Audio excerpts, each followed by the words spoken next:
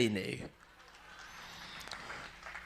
ભલે ભગવદ્ ગીતામાં લખ્યું હોય કે તમારા કર્મ તમારા એને ભોગવવાના છે. હું એવું કહું છું કે જ્યારે તમને લાગે કે આપણાથી હવે વળી જવાનો સમય આવ્યો છે, ખોટું બોલવું નથી, ખોટું કરવું નથી, સત્યના માર્ગે જવું છે.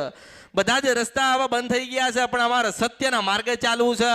તો એ વિધાતા જે લેખ લખ્યા છે ને ગીતામાં લખેલું છે બદલાઈ જાય હું મેલડી છું. તમારા હાથમાં જ, તમારે બદલવું નથી.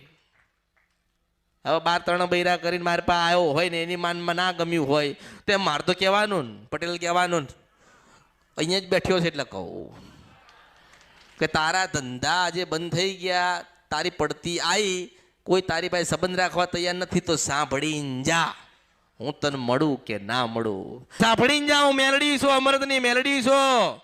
કે તારા જીવનની અંદર પડતી એટલા આવી છે કે તારા જીવનમાં 3 બૈરા આયા અને તારી કુળદેવી તારી મા હતી એને ગમ્યું નહીં એટલા તું દુઃખી થયો. પટેલના દીકરા તું મને સાંભળીને જા, હું તને મળું કે ના મળું, તું મને મળે કે ના મળે, તને મનમાં તો હોય કે માની પાસે જઈશ એટલે આ વાત કરશે, આ ગુનો ગોતીને લાવશે, મારી ઇજ્જતના આબરૂનું શું થશે?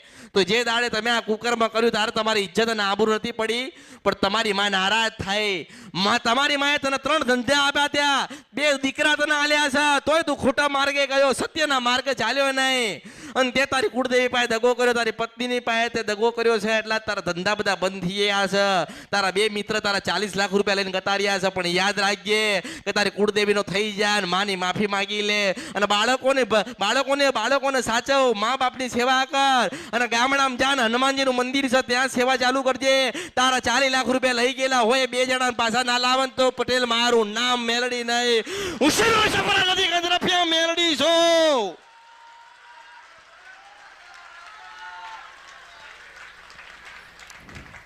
શું કરું? કોને કહું? કોને કહેવા જાઉં? મારી સામું તો આવું નથી, કારણ કે તમે પાછા સાંભળો ને. જોયું આ ભાઈએ 2-3 બૈરા કરે, બૈરા તો વધારે વાત કરે નહીં. જોયું? બોલ કે 2 છોકરા છે તો આ 3 બૈરા કર્યા. બૈરા તો પાછા વધારે વાત કરે એટલે આપણે ઉપર આવીને પછી નીચે ઉતરે એટલે થોડુંક શરમ આવે. શરમ આવે કે ના આવે પટેલ? માણસો શરમ આવે એમ કે હા માતાજીએ તો કહી દીધું, મારું કામ જ મારું કામ જ ભગવાને મને આ જ કામ માટે રાખી છે, ચાડી જ કરવાની. કરોડપતિ હોય, હરબોપતિ હોય, ખરબોપતિ હોય, કે ભિખારી હોય, કે વિમાનવાળો હોય, કે સાયકલ વાળો હોય, કે ચાલતો હોય, કે ફકીર હોય, પહેરવા હોય, ઓઢવા ના હોય, જે હોય એ કરીને આવ્યા છે. ગૌ નહીં તો મારું નામ કડ્યું મેલડી ના કહેવાય. મારું કામ જ